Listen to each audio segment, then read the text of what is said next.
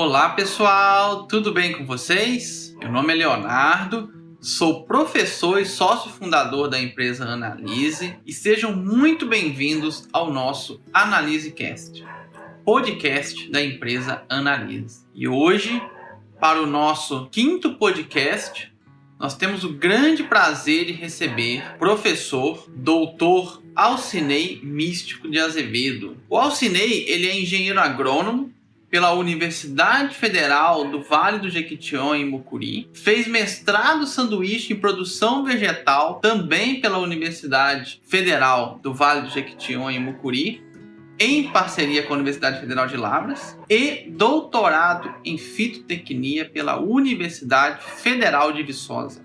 Hoje, ele é professor adjunto de Estatística e Experimentação Agrícola na Universidade Federal de Minas Gerais, no Instituto de Ciências Agrárias, que está vinculado ao FMG.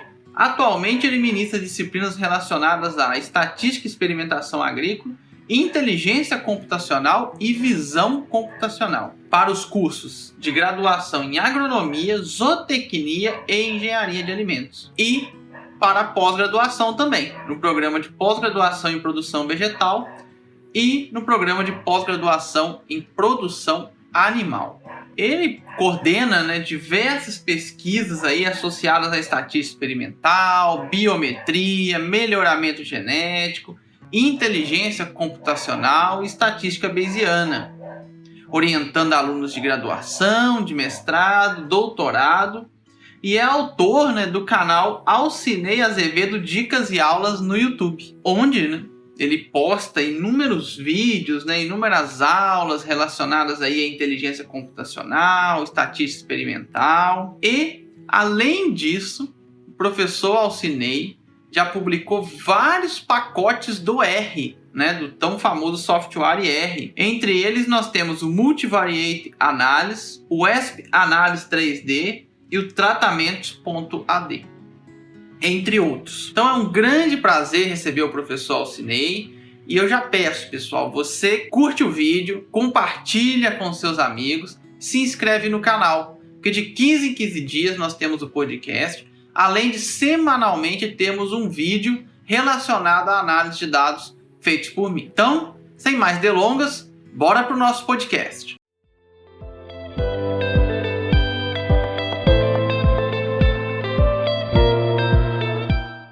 Olá, pessoal, sejam muito bem-vindos a mais um dos nossos podcasts. No podcast número 5, nós vamos entrevistar aqui o professor Alcinei Místico de Azevedo, professor da Universidade Federal de Minas Gerais. Seja muito bem-vindo, professor, ao nosso podcast. É um grande prazer recebê-lo aqui e muito obrigado por ter aceito o nosso convite. Ótimo, eu que agradeço bastante pelo convite, É sempre uma felicidade muito grande a gente poder contribuir de alguma forma, E participar de um bate-papo como esse é algo assim, muito legal. Eu fico muito grato aí pelo convite. Bom, Alcinei, nós vamos iniciar aqui, você explicando para os nossos ouvintes a sua formação, sua graduação, seu mestrado, doutorado, alguns pontos que você queira destacar, pode ficar à vontade, tá? Tá ótimo. Eu sou graduado em agronomia, iniciei meu curso de agronomia em 2006, lá na Universidade Federal do Vale do Jequitinhonha, em Mucuri, em Diamantina. Eu sou diamantinense mesmo, e iniciei a minha graduação, Inicialmente, eu até pensava em fazer outros cursos, Pensava em engenharia florestal, e assim, por um motivo que eu nem sei qual, na hora de marcar o quadradozinho lá, coloquei agronomia e iniciei esse curso. O curso de agronomia, foi um curso assim, muito interessante, me deu a possibilidade de conhecer várias áreas diferentes, de uma forma um pouco mais íntima. Desde o início assim, da minha graduação, eu já comecei a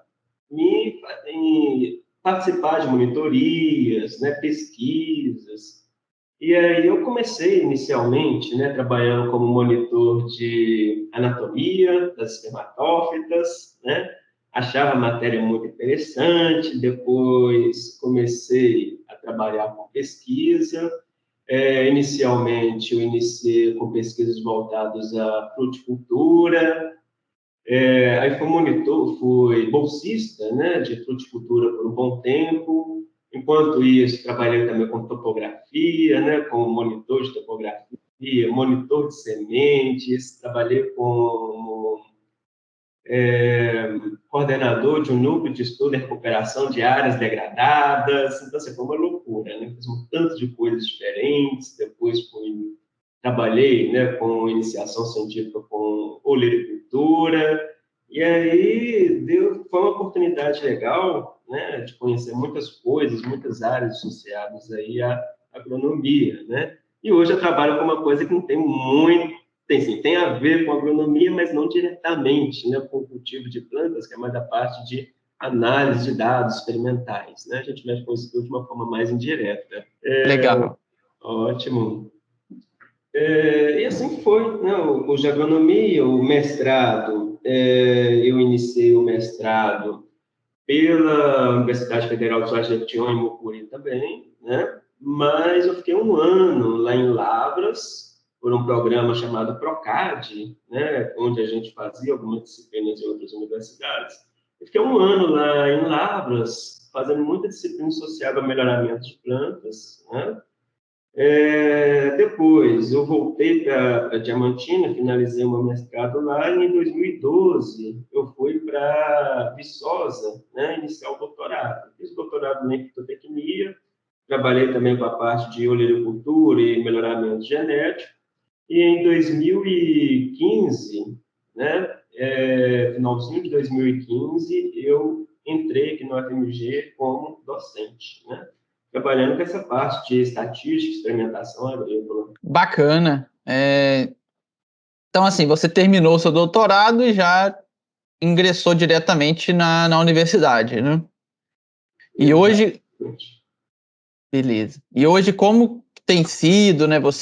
Quais são as disciplinas que você ministra, você orienta no mestrado, no doutorado, alunos de graduação? Quais são as áreas que você mais atua dentro da universidade? Eu ministro, né, principalmente a disciplina associada à estatística experimental. Na graduação, né, atualmente, eu dou a disciplina de estatística experimental para o curso de agronomia, zootecnia e engenharia de alimentos. Faço parte também de 2 programas de pós-graduação, que é o programa de pós-graduação em produção vegetal, onde a gente tem mestrado e doutorado, e programa de pós-graduação em produção animal, né, onde a gente tem apenas o mestrado no momento. Dentro dos 2 programas, né, eu oferto uma disciplina de estatística experimental, né, e uma outra disciplina que nós chamamos ela de tópicos avançados de estatística experimental, que é onde a gente aprofunda um pouquinho mais, né, entrando em temas que a gente não consegue ver na disciplina inicial.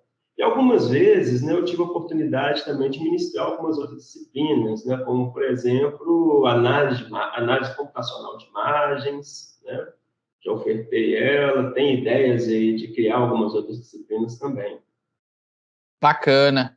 E a questão de orientação, os seus estudantes hoje trabalham mais voltados para qual área? Trabalham com alguma cultura específica? Trabalham mais na parte de análise de dados?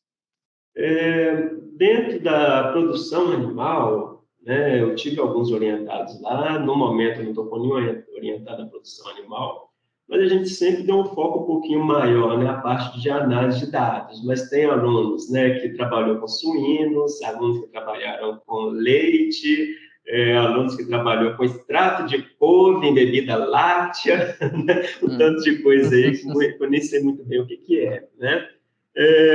E dentro da produção vegetal, né, que é onde eu me sinto, né, mais em casa, vamos dizer assim, em relação aos conhecimentos que eu tenho, a gente não trabalha com foco em uma cultura específica, né? Tem orientados que já trabalham com grão de bico, outros trabalham com pálma forrageira, outros trabalhando com batata doce, outros trabalhando com tomate, braquiária, né? Então, são várias culturas diferentes.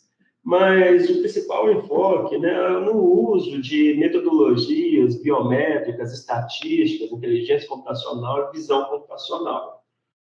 Então, alguns trabalhos, né, têm um foco assim, em fazer um diferencial trabalhando com inferência bayesiana, utilizando priores informativas, por exemplo.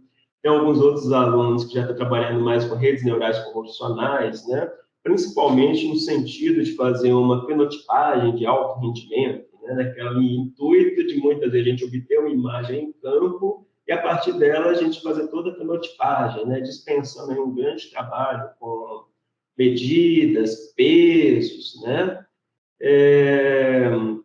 Parte de sementes também, tem alguns trabalhos aí com sementes também nesse sentido aí de fenotipagem, teste de tetrazóleo, classificar a semente, né, como viável, não viável, grau de pureza da semente, né, apenas por meio de uma análise de imagem, identificando o que seria semente, o que seria impureza, né, e fazendo a classificação lá dos lotes. Então, são trabalhos mais ou menos nesse sentido aí, né, são bastante dispersos em relação a culturas e até mesmo a metodologias, né, utilizadas. Legal. Hoje você trabalha com uma área que tem ganhado muito espaço, né, dentro da agronomia, de um modo geral, que é essa parte de fenotipagem, principalmente aí o uso de imagens, né? Gostaria que você falasse um pouco aí para os nossos ouvintes o que é essa fenotipagem, qual é a diferença dela para o que a gente fazia antes, como que essa parte de imagem pode nos ajudar aí a obter melhores resultados, né, dentro dos experimentos e até nas culturas agrícolas mesmo, dentro das fazendas. Ótimo. Isso é uma pergunta assim, muito bacana, né? Porque inicialmente a gente começa pensando, pô, fenotipagem por análise de imagens, que coisa bacana, né? Inédita, moderna. Mas, na verdade, não é bem assim, né? Quando a gente faz um estudo aí na literatura, a gente consegue ver, né, que décadas e décadas atrás, 1970, mais ou menos, 1980, a gente já via vários trabalhos aí com o objetivo de obter informações por meio de imagens, né? O que mudou de lá para cá? Principalmente o que mudou foi a acessibilidade, a ferramentas computacionais, né? Principalmente computadores aí, que tenham uma possibilidade de nós trabalharmos, né, com algoritmos mais complexos, com esforço computacional um pouquinho menor, né?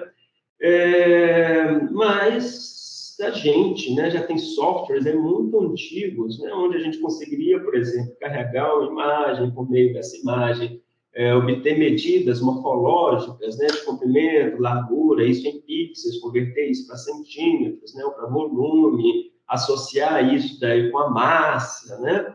Mas o que é interessante? O interessante é que em tempos recentes, né, tem se tornado muito mais fácil a gente automatizar isso, né? Porque embora a gente tinha softwares que permitiam fazer isso, né, a gente precisava carregar várias imagens e analisar imagem por imagem, né? A gente não conseguiria fazer isso de uma forma muito automatizada, né? Então, eu acho que é isso aí que está fazendo a gente ter um pouco mais de impulso, né, no sentido de utilizar essas estratégias.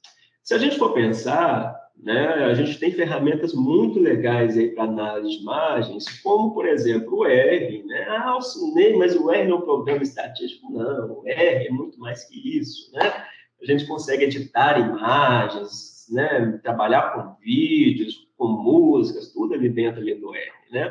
E outra ferramenta muito mais poderosa ainda é o Python, né? Que a gente também consegue aí fazer coisas de altíssima complexidade, e que depende de um altíssimo poder computacional, mas de uma forma bastante otimizada, né? Que faz com que as coisas andem bem mais rápido.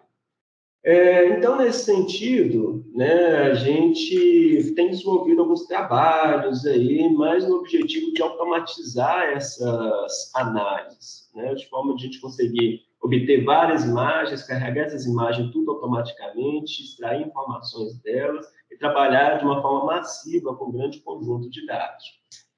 Muitas coisas têm sido feitas nesse sentido, né, por pesquisadores, vários pesquisadores aqui no Brasil. Mas, assim, eu acredito, né, que a utilização mais frequente de mídias sociais, né, como o YouTube, tem feito isso ficar um pouco mais visível, né, nesses últimos anos, ok? Mas a gente já tem uma grande equipe aí de pessoas, né, de altíssima qualidade trabalhando com isso há muito tempo. E qual que é a vantagem, né, de nós utilizarmos essa estratégia? Nós sabemos que uma pesquisa, ela depende, né, muito da qualidade em relação à obtenção de dados, né? Nós vamos lá no campo, nós vamos colher informações e se nós tivermos, né, essa coleta de informações com uma baixa qualidade, a gente vai ter um erro experimental muito alto, o que vai, né, diminuir a acurácia, né, diminuir a fiabilidade e, consequentemente, diminuir o nosso ganho de seleção e a eficiência em experimentos, né, sejam experimentos voltados ao melhoramento genético, até experimentos de forma geral. E isso é muito frequente, né, porque quando nós, na condição de seres humanos, né, vamos fazer um trabalho aí de obtenção de dados, nós vamos lá para o campo, né? Começamos animado, todo mundo feliz, batendo papo, numa animação total, né? E aquilo ali está tudo bom, está tudo uma beleza, a gente está medindo as plantas, está dando nota para elas, né? De uma forma bastante otimista, vai passando 1 hora, 2 horas, sol quente, a gente vai cansando, né? Tudo começa a estar ruim, qualquer planta para a gente já não está legal e acaba, né? Que isso, indiretamente, afeta muito na qualidade dos dados que nós estamos coletando. Principalmente quando são dados, né, oriundos aí de escalas visuais, de notas, mas se nós conseguirmos, né, obter imagens, além de nós conseguirmos fazer tudo isso com um tempo muito mais curto, né, nós conseguimos também tirar essa subjetividade aí associada, né, à natureza humana, fazendo com que nós conseguimos ter resultados bem mais assertivos, né? E com isso aí aumentar a eficiência. Então, esse panorama aí da visão computacional associado à análise de experimentos, eu acredito, né, que segue bem esse raciocínio aí, né? Coisa antiga, né? Mas atualmente a gente está dando maior destaque para isso e tem várias vantagens aí associadas à redução de mão de obra, né, tempo, recursos financeiros e aumento aí também, né, de eficiência, acurácia. Não, legal. E você citou aí 2 softwares que hoje são muito utilizados, né, para a parte de análise de dados, que é o R e o Python, né?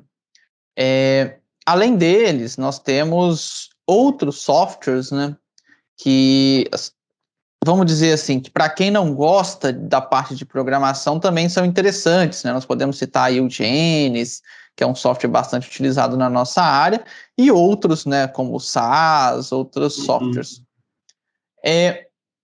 Mas realmente hoje nós estamos caminhando para o uso de R e Python. O que você vê, você que provavelmente já utilizou todos esses softwares, né? Quais são as vantagens que você vê em utilizar o R e o Python em relação aos outros softwares? Perfeito. Se você vê vantagem, né? Talvez também você ache Uhum. que não tem. Não. Ótimo. Para coisas simples, né, se a gente tem problemas simples para serem resolvidos, né? Eu quero fazer uma análise de variância, eu quero fazer um teste de comparações múltiplas, né?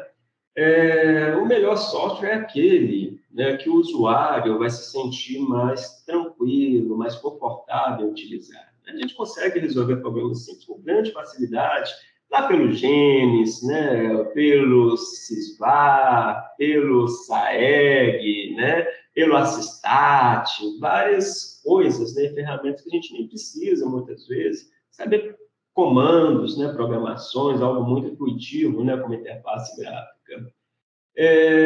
Quando a gente começa a caminhar para coisas um pouquinho mais otimizadas, né, e mais complexas, muitas vezes a gente já não consegue resolver, né, por esses softwares onde a gente tem ali uma interface, né, gráfica, a gente resolve todos os botõezinhos, né? Porque pelas particularidades dos problemas, a gente precisa adaptar, utilizar programação, utilizar comandos. Nesse sentido, né, a gente tem alguns softwares, né, tem o R, tem o Python, né, tem o MATLAB, tem o SAS. Dentre esses aí, né, o Python e o R, né, eles têm seu uso, né, bastante frequente, por ser gratuitos, né, e por ter muitas ferramentas legais. O R, eu considero ele como sendo muito mais fácil de ser utilizado do que o Python, né? Existem aí pessoas que acham o Python mais fácil, né? Isso aí depende, então, de opinião. Mas o R, né, ele é muito legal, a gente tem muitas bibliotecas disponíveis, né, muitos pacotes disponíveis, tem muitas tutoriais, e assim, eu considero, né, o R como sendo muito bacana por essa facilidade, muito fácil a gente criar uma função, é muito fácil a gente compilar essas funções em pacotes, a gente publicar esses pacotes, né, e se por acaso, né, tiver um problema onde a gente não acha uma solução lá dentro do R, né, no sentido de algo pronto, a gente consegue criar, consegue, né, resolver esse problema. Dentro do Python, o que eu acho mais legal dentro dele é a forma como a qual, né, a gente consegue trabalhar com dados muito pesados, né, dentro de um espaço de tempo muito curto. E assim, é algo muito gritante, né? O R, por exemplo, muitas vezes a gente vai rodar uma rotina lá com redes neurais dentro dele. Eu já vi, por exemplo, resolver um problema nele e demorar 14 minutos, por exemplo, para treinar uma rede. Eu associo o R com o Python por trás, isso cai para 4 minutos, e eu trabalho exclusivamente dentro do Python, e isso cai para 30 segundos. Então, assim, são diferenças muito gritantes, né? Muito gritantes. Então, né, todas são ferramentas muito legais. Algumas têm umas vantagens, outras têm umas desvantagens, né? São problemas simples. As pessoas podem recorrer a esses softwares que não precisam de linguagem de programação. Problemas mais complexos realmente não tem jeito, necessita de comandos, programações, né? E o R aí eu acho que é uma ferramenta assim, surpreendente. Legal. Mas hoje, se tem um aluno de graduação que pretende trabalhar, graduação ou iniciando mestrado, né, que pretende trabalhar com análise de imagem, toda essa parte de fenotipagem com análise de imagem, e para isso ele vai ter que aprender um software. Qual que você recomendaria? Ótimo. Olha só, se for problemas simples para serem resolvidos, né, eu gosto assim, de pensar a análise de imagens dividindo em duas possibilidades. Existem algumas possibilidades onde a gente consegue trabalhar, né, fazendo segmentação, ou seja, dividindo dentro da imagem, isolando dentro da imagem os nossos objetos de interesse apenas por atributos de cor, né? Por exemplo, eu tenho meu fruto é vermelho, tem folhas é verde, meu background tem alguma outra cor, né? Que não seja nem verde nem vermelho, né? Do meu fruto. Ora, isso daí a gente consegue trabalhar apenas com atributos de cor, né? Coisas mais simples, utilizando segmentação, né? Como o threshold, ou algoritmo de Hudson, né? Por aí vai. Olha, o R resolve isso com grande tranquilidade e grande simplicidade. Por outro lado, né, existem alguns problemas a serem resolvidos onde a gente não consegue fazer essa segmentação, né, apenas por atributos de cor. A gente precisa recorrer a formatos, né, além da cor, a textura, né, das cores dentro daquele objeto, para a gente separar o que é o nosso objeto de interesse e o que não é. Nesse caso, a gente não consegue trabalhar com grande facilidade dentro do R, né? Então, já teria que ser uma linguagem aí dentro do Python. Então, acaba dependendo muito do problema que a gente precisa resolver, né? Aí, dentro do Python, a gente já tem muitas coisas já desenvolvidas, né? Muitos algoritmos aí que as pessoas compilaram em bibliotecas e a gente consegue apenas, na condição do usuário, pegar aquilo, jogar os nossos dados, fazer os treinamentos lá, né? Com as nossas redes neurais convolucionais, sobre o nosso banco de imagens, né? E depois fazer as predições de uma forma muito mais tranquila, né? Mas aí não tem uma resposta única, não. Depende muito do que o aluno precisa. Sim. E hoje, para trabalhar com essas imagens dentro do R, quais são os pacotes que você gosta de utilizar? E no Python, quais são os módulos, né, que você gosta de trabalhar? Perfeito. Dentro do R, a gente tem alguns pacotes muito legais. Tem um dos principais, né, mais famosos, é o EBImage, né? ele tem uma série de funções lá muito legais. Tem outros pacotes também, como o Imager, Magic, onde a gente tem algumas funções muito bacaninhas também. Mas o que acontece, né? Para a gente trabalhar, para resolver os nossos problemas, né, de segmentação, e aí contar o número de frutos, por exemplo, né, obter a área do fruto, associar isso, por exemplo, com a produtividade, para a gente utilizar esses pacotes, a gente necessita de uma quantidade muito grande de comandos, né? Não é algo muito simples de ser resolvido. Então, existem alguns outros pacotes, né, que fazem uso desse tipo do EBImage, por exemplo, no sentido de facilitar, né? Com poucas linhas de comando, a gente resolveu um problema, né, de uma complexidade um pouco maior. Aí, nesse sentido, né, tem um pacote muito legal chamado Playman, que é do Thiago Livoto. Ele possibilita a gente fazer várias medidas, várias mensurações. E tem um outro, que é o meu, que é o ESP-Image, né, onde a gente também consegue fazer muitas coisas legais, né? A gente consegue fazer segmentação com critérios de cor, separar o que é fruto, o que é o background, fazer contagens disso, comprimento, largura, né, diâmetro, por aí vai. E quando a gente começa a pensar em imagens aéreas, aí a gente tem um outro pacote bem legal, que é o Field Imager, né? Se eu não me engano, é esse o nome, eu estou muito bem lembrado, eu acho que é isso mesmo, que é do Felipe Matias, né? Onde a gente consegue trabalhar com imagens de drones, né? E carregar toda aquela informação de coordenadas, né? Além da imagem, cada pixel associado à sua coordenada, né? E trabalhar de uma forma muito bacana. Então, esses são pacotes muito legais para análise de imagens. O ESP-Image, né, que é o meu pacote, a gente consegue fazer algumas coisas com imagens de drones também, né? Mas eu ainda estou otimizando isso lá dentro dele, porque quando a gente pensa em imagens de drone, a gente está pensando numa imagem, né, num ortomosaico de 200 megas, 300 megabytes, né? Quando a gente abre isso no R, a gente decompõe isso em matriz, isso sobe para 2 gigas, 2 gigas e pouquinho, né? Então, isso daí já ocupa toda a memória RAM do computador e o computador trava.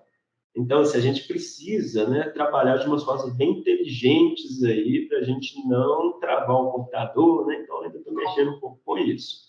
O software do Felipe Matias, ele é mais inteligente, mais otimizado que o meu, para trabalhar com essas imagens muito pesadas, embora isso ainda seja um pouquinho lento, mas, assim, funciona muito legal lá. No meu não funciona, imagens muito pesadas, né? A gente chega lá, a gente ainda vai melhorar esse pacote, ele vai conseguir fazer coisas muito legais. Dentro do Python, é uma loucura, né? Se a gente for olhar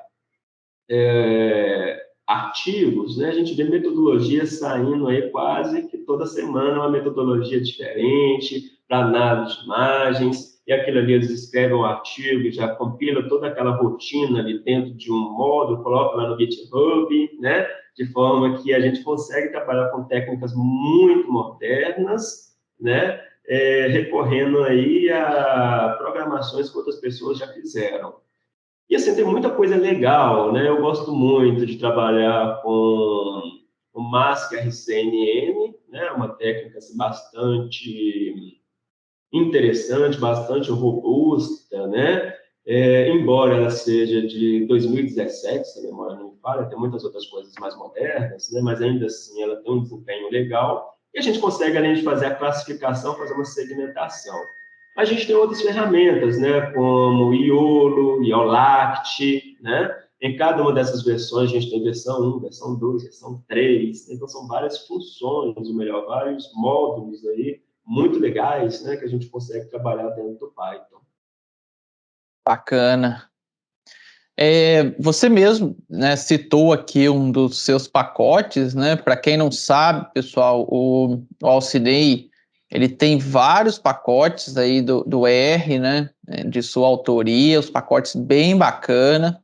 E eu gostaria que você falasse um pouco, Alcinei, sobre os pacotes que você já publicou, o que cada um deles fazem, os principais, né? Eu não sei quantos você tem, se forem muitos, pode falar só os principais, mas fica à vontade.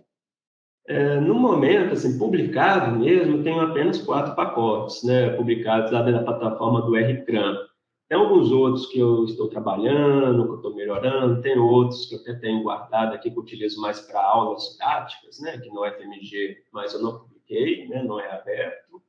Mas desses 4, né, a gente tem o Multivariate Analysis, né, é um pacote que eu fiz para minhas aulas de tópicos avançados de estatística experimental, porque assim, uma grande dificuldade, né, que a maioria das pessoas tem, né, dos alunos, na verdade, é que não tem assim, uma intimidade muito grande com programação e também com o R, e fica muito difícil, né, a gente dar uma aula sobre um assunto que é complexo, né, utilizando comandos que também são complexos, para pessoas, né, que não estão habituadas com essa complexidade, né, principalmente com essa parte da programação. E aí, o foco desses pacotes, né, desse multivariate análise, é a gente conseguir fazer isso com poucas linhas de comando. Com uma única linha de comando, eu consigo fazer manova, né? Aí eu coloco lá design. Se é 1 é DIC, se é 2 é DBC, se é 3 é fatorial em DIC, se é 4 é fatorial em DBC. Isso é muito fácil mesmo, né, em comparação com vários outros pacotes. No mesmo sentido, eu quero fazer distância, né, obter minha medida de dissimilaridade. Aí eu consigo carregar o conjunto de dados em uma rotina só. Eu consigo colocar lá, se os meus dados, né, são quantitativos, eles são qualitativos, a gente tem lá mais de 20 opções de medida de similaridade, apenas com uma linha de comando. Então, assim, com 3, 4, 5 linhas de comando, a gente consegue fazer toda a análise estatística, né, de um artigo científico, por exemplo, uma dissertação de mestrado, uma tese de doutorado. Então, esse foi o objetivo, né? A gente tem vários outros pacotes muito bons, excelentes, né, que resolvem esses problemas, mas, na minha opinião, faltava, né, um pacote que a gente consegue juntar muitas funções no pacote só e com comandos bem simplesinhos, né, principalmente nesse nosso contexto estatístico experimental, né, onde DIC, DBC, DQL, fatorial, parcela subdividida, né, e para não precisar ficar programando peculiaridades de cada um, só colocar design, né, DIC, DBC, né, e resolve tudo de forma muito simples. Outro pacote é o SP-Análise 3D, né, regressão múltipla, né, a gente sempre precisa fazer gráficos, superfície e resposta, e era muito difícil, né, dar essas aulas, porque também depende de programação, né, eu teria que, por exemplo, lá na função LM, criar diferentes modelos de regressão múltipla, obter AIC, BIC, R2 ajustado para comparar qual modelo que é melhor, depois eu tenho que exportar os dados, abrir um pacote para fazer, né, o gráfico 3D utilizando esses dados preditos, ou então ir lá para o SigmaPlot. Eu fiz um pacote também para facilitar isso. A gente carrega lá as variáveis, né? Ele já ajusta para a gente 12 modelos diferentes lá de regressão múltipla. A gente já tem lá o resultado, né, de A e C, B e C, de todos esses modelos, no sentido da gente já conseguir ver qual que é o melhor. E a gente nem precisa falar qual que é o melhor, porque ele já faz para a gente os gráficos, tudo bonitinho, né, com o melhor modelo, e de uma forma muito tranquila, e a gente também consegue resolver o problema com poucos comandos. E outra coisa também é o seguinte, quando a gente, tradicionalmente, né, a gente utiliza muito alguns softwares, como, por exemplo, SigmaPlot, para trabalhar com regressão múltipla, né? E o que a gente faz? A gente tem um experimento com delineamento estatístico, aí a gente vai e obtém as médias em nível de tratamento e faz a análise estatística em nível de média, né? Até dentro do R, a gente faz isso muito frequentemente, mas a gente perde toda aquela informação de delineamento estatístico, né? Se eu faço a média, né? Então, para que eu utilizei lá um experimento em blocos, né, em quadrados latinos? Eu vou ter uma perda de grau de liberdade, né, que vai fazer com que a gente não consiga encontrar efeitos significativos em coeficientes que poderiam ser significativos, né? Então, esse pacote também considera o delineamento experimental, né? E ao considerar o delineamento experimental, a gente consegue fazer os testes de hipóteses com os graus de liberdade corretos, né? É outra vantagem dele também. Outro pacote é o tratamentos.ad, né? O que acontece é o seguinte, a gente tem os nossos delineamentos, né? E aí, às vezes, a gente tem um tratamento testemunha, ou vários tratamentos testemunhas. Entre os tratamentos comuns, né, a gente faz análise de regressão, testes de médias, né, dependendo aí da natureza dos nossos tratamentos. E a testemunha a gente compara com as demais pelo teste Dunnett. E assim, por incrível que pareça, isso não é problema simples de resolver, né, com os pacotes atuais, pelo menos com os quais eu conheço, né? A gente precisa de programação, e aí tem de fazer o teste Dunnett, né? Dá um trabalhinho bom, né?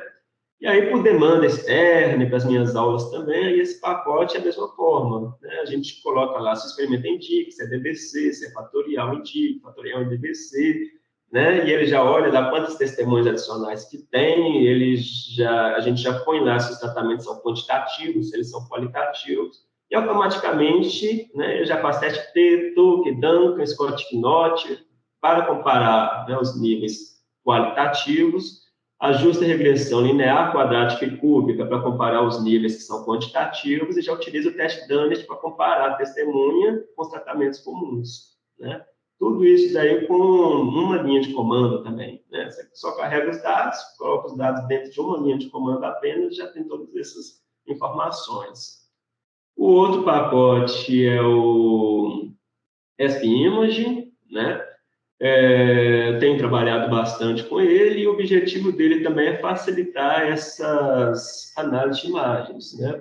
Eu tenho uma playlist dentro do meu canal onde a gente trabalha com análise de imagens, ensino vários comandos, né, o raciocínio, e um problema, né, naquela época era que por não ter um software, assim, um pacote fácil de ser utilizado, a gente precisava utilizar muitas linhas de comando para resolver um problema relativamente simples, né? E aí o Tiago Olivoto, né, ele até acompanhou essas aulas, né, e tudo, criou um pacote para simplificar isso, e aí eu também peguei as funções que eu já tinha lá dentro do meu pacote, também criou um outro pacote para simplificar isso. Então, a gente tem um Prima, tem um SP-Image, um faz algumas coisas a mais que o outro, né, mas de forma geral os dois aí conseguem resolver problemas similares, né? Então, são esses 4 pacotes. Aí sempre alguém me pergunta, Alcinei, eu tenho um experimento, né, em parcela subdividida. Qual pacote que faz? Poxa, né, resolver isso por meio de comandos e tudo é tranquilo, mas assim, de forma fácil não é, né? Então, eu estou mexendo com o pacote no momento para esses delineamentos, né, tipo parcela subdividida, ou esquema fatorial com parcela subdividida, né? Essas coisas assim que a gente não consegue resolver com grande facilidade. E tem algumas outras coisas aí em andamento também, mas principalmente são esses pacotes. Bacana. E aí você falou bem, né, desses experimentos mais complexos, né?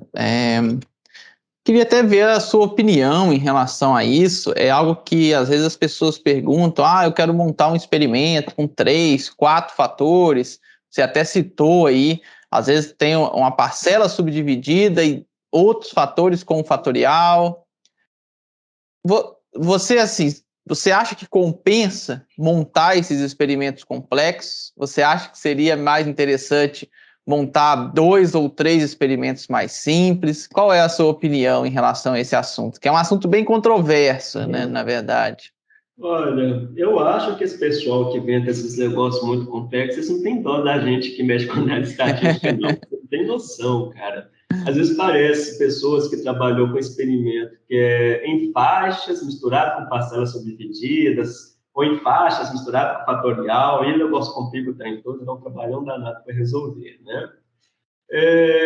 Mas eu convido, né, as pessoas, né, a olhar alguns artigos assim, muito top, né, publicados em revistas assim, muito show, né, para verificar mais ou menos como que eles trabalham, né, muito bacana. Tem alguns artigos, né, que eles pegam um problema a ser resolvido e aí eles fazem um experimento pequeno, né, chegam a uma conclusão a partir desse experimento que a partir dessa conclusão, ele faz um outro experimento pequeno, né? E chega numa outra conclusão, e ele faz todo um caminho onde ele publica um artigo, né? com 3, 4 experimentos, tudo conectado, um respondendo a pergunta do outro, e consegue colocar isso dentro de uma revista muito show, né? E eu acho que o caminho que a gente tem que pensar é mais esse mesmo.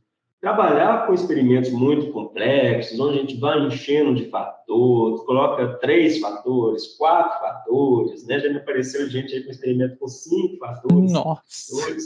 isso não tem jeito, né? Porque a gente começa a ter interações, e quando a gente tem essas interações, né? Passando a interação tripla para lá, é uma dificuldade muito grande da gente tirar uma informação, né? Que tenha uma interpretação legal, que explique os nossos conjuntos de dados, né? De forma que muitas vezes a gente só tem dados e tem resultado, mas não consegue tirar nenhuma conclusão deles. Então, sempre quando a gente puder evitar de utilizar delineamentos complexos, né? Na verdade, né? Utilizar esses esquemas aí muito complexos, é bom a gente evitar. A gente ir no máximo 2 fatores, passou de 3 fatores para lá e evitar o máximo possível, né? Senão dificulta muito a vida, né? E como a vida é muito cruel, sempre vai dar uma interação tripla significativa, uma interação quádrupla significativa, né? Não tem jeito. Eu sou bem dessa linha de raciocínio também. Eu acho que menos é mais, né?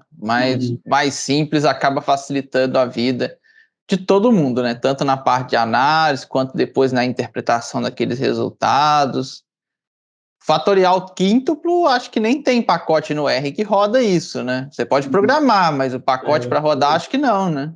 Não, aí é programação, e aí eu gosto daquela interação lá, e como você mexe com as tabelas, os resultados, é uma tortura, cara, né? Aí muitas vezes você tem que fixar um nível, né? E você diminuir o número de fatores na análise, mas mesmo assim não fica uma coisa redonda, né? Exatamente, porque aí também você já está mexendo na estrutura do experimento, né? Então já não fica algo tão legal. Fica com problema sem solução. Exatamente. E hoje, Alcinei, você que já trabalha aí com análise de dados, deve ter o quê? Quase 10 anos já, né? Você trabalhando com isso, certo? O que você... Hoje um estudante que está aí na graduação, ou iniciando o mestrado, ou até iniciando o doutorado mesmo, e chega para você e fala, Alcinei, eu quero trabalhar com análise de dados, eu quero no futuro ou ir para um órgão público, né, igual o seu caso que está aí na iniciativa pública, trabalhando com essa parte de análise de dados, ou quer ir para a iniciativa privada, trabalhar com análise de dados, e ele te pergunta o que eu devo focar em aprender? Quais que seriam, né, os pontos que você traria para esse estudante, né, principais aí que ele deveria aprender durante esse período aí de mestrado, de doutorado, que realmente vai ajudar ele pensando numa carreira aí, trabalhando, né, com análise de dados? Pois é, isso daí é uma pergunta muito boa, sabe? Algo que eu falo sempre, né, com algumas pessoas que me procuram, Alcinei, eu quero trabalhar, né, aprender a mexer no R, com programação, com estatística. Algo que eu sempre gosto de falar é para fugir de softwares, né, de interface gráfica, e fugir também de pacotes, né, no sentido de que assim, a gente pode utilizar e deve utilizar eles para a gente resolver os nossos problemas. Mas é muito importante a gente saber, por exemplo, programar e saber como que chega naqueles determinados valores, né, de onde está saindo cada coisa, porque se eu une 2 conhecimentos diferentes, né? Um conhecimento que vem lá da estatística, da teoria que a gente está vendo nos livros, o outro conhecimento lá que é a programação, e a gente consegue fazer algo muito legal. A gente ser um usuário muito ferrenho, né, de pacotes, né, de softwares, isso muitas vezes causa na pessoa uma falsa ilusão, né, de que ela conhece as metodologias, né, conhece o que tem por trás das análises. Isso é algo muito problemático, né, para uma pessoa que quer ser especialista dentro de uma área. Porque, assim, são duas coisas diferentes, né? E a pessoa, ela tem que se perguntar, né, qual desses 2 posicionamentos, né, ela quer ter. Por exemplo, vou imaginar, né, que eu trabalho, meu foco, né, seja trabalhar com melhoramento de tomate, por exemplo. Ora, eu vou ser especialista no melhoramento de tomate, né? Opa, como melhorista, eu vou ser especialista nisso. Então, eu posso me dar o luxo de, em relação, né, à estatística, à análise de dados, eu ser apenas um usuário. O que o usuário ele vai fazer? O usuário ele vai lá, ele sabe quais são as funções, né, as metodologias existentes. O usuário, né, ele precisa saber qual que é as melhores ferramentas aí, né, para resolver esses problemas. E o usuário sabe como entrar com o conjunto de dados, como obter os resultados e como interpretar os resultados. Outra coisa totalmente diferente, a pessoa, né, ela quer ser, ela até mesmo trabalhar com o melhoramento automático, por exemplo, mas o foco dele não está no melhoramento, apenas no melhoramento, apenas na cultura. O foco dele está na biometria, quer ser especialista em biometria, especialista, né, na parte lá de análise de dados. Opa, tá vendo a diferença? O cara quer ser especialista na análise de dados. Se ele quer ser especialista na análise de dados, ele precisa saber a teoria estatística e como, né, e associar essa teoria, esse conhecimento dele com o conhecimento de programação, a fim dele mesmo conseguir criar suas ferramentas. Porque na vida real, né, quando nós vamos trabalhar com melhoramento, ou com estatística, ou seja lá o que for, problema simples não vai chegar na mão da gente. Os problemas simples todo mundo sabe resolver, vai lá no Sysvar, né, faz lá uma parcela subdividida, por exemplo. Quando chega trabalho, problemas na mão da gente, são esses delineamentos complexos, né, ou coisas que muitas vezes a gente não consegue resolver de forma simples, e o especialista nessa área, ele precisa saber, né, a teoria a partir da qual, né, nós conseguiríamos resolver o problema à mão, por exemplo, e a partir dessa teoria, né, e de conhecimento de programação, saber como você vai programar o computador a fazer aquilo por você, né? Aí tem alguns alunos, eu quero trabalhar com programação, eu quero aprender a mexer no R. Você fala a mesma coisa, olha, primeira coisa que eu quero que você faça, eu quero que você crie para mim uma função, né, a partir da qual, do conjunto de dados, você vai chegar na análise de variância, mas sem usar pacote nenhum, né? Eu quero que você crie a função.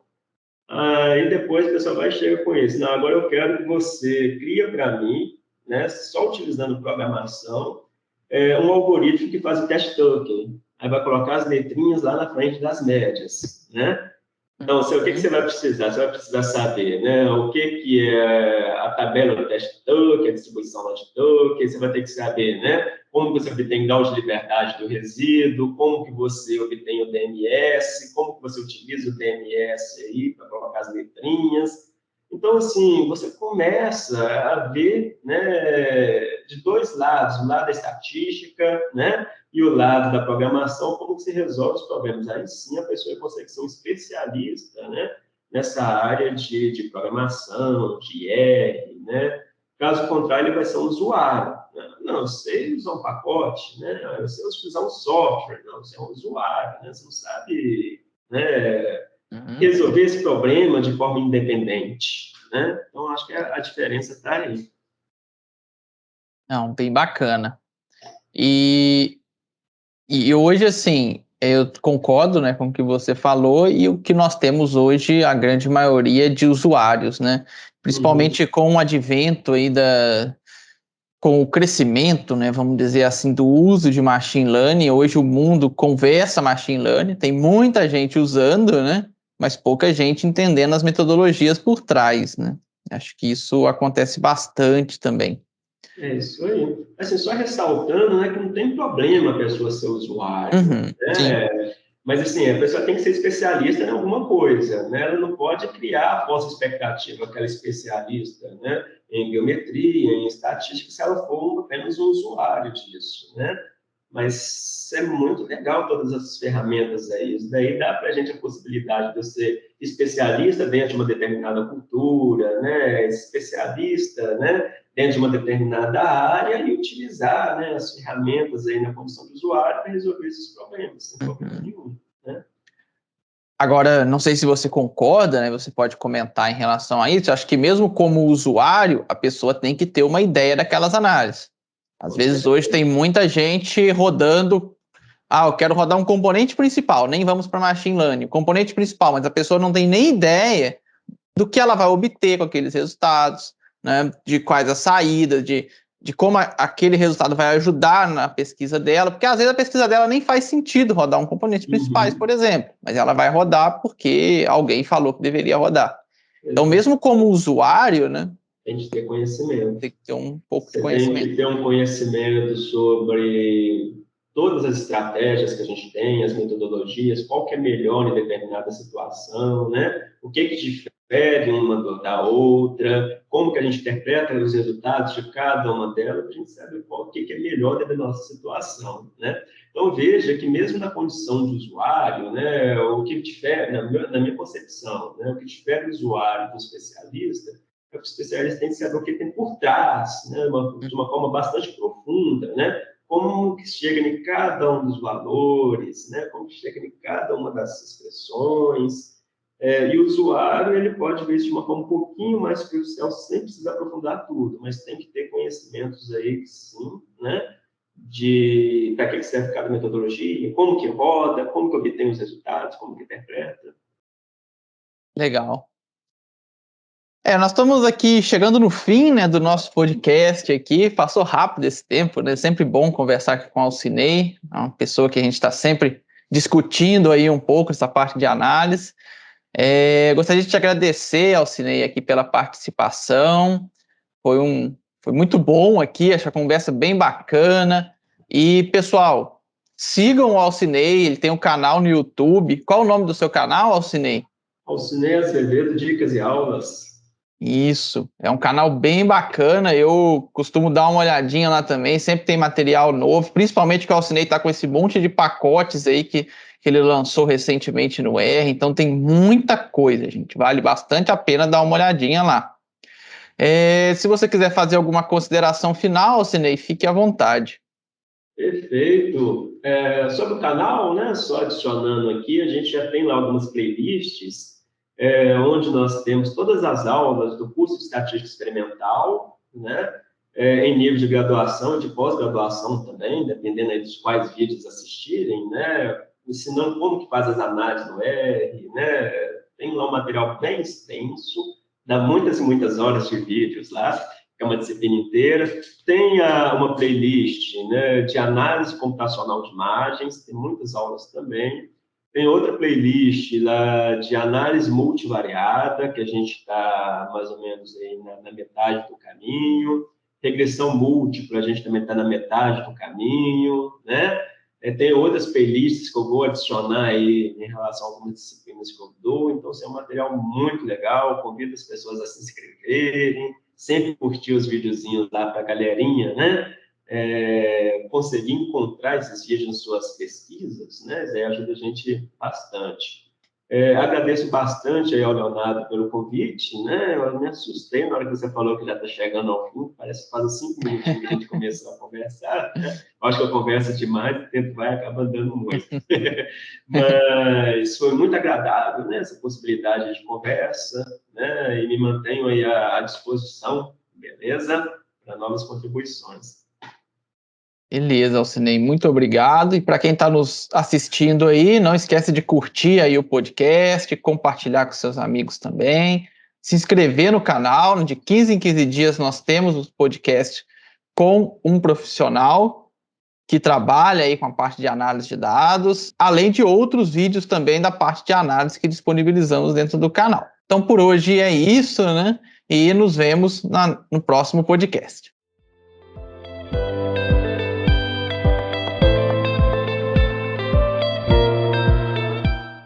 Espero que vocês tenham gostado aí do nosso podcast e eu peço mais um pouquinho da atenção de vocês. No final deste mês, nós vamos realizar um evento chamado Maratona da Estatística Experimental. Neste evento, eu vou explicar para vocês tudo sobre o ciclo do experimento, quais são as etapas que compõem esse ciclo e onde a estatística pode ajudar a melhorar os experimentos que são realizados hoje dentro das nossas universidades e dentro das nossas instituições. Então não perca esse evento. Esse evento tem um valor mínimo de R$5, onde todo o valor arrecadado será para doações para instituições filantrópicas. Para fazer a sua inscrição, tem um link na descrição desse vídeo. Basta você clicar, deixar as suas informações e está tudo certo. Nos vemos no final deste mês e aproveite e compartilhe, né, essa informação com todos da sua rede de pesquisa.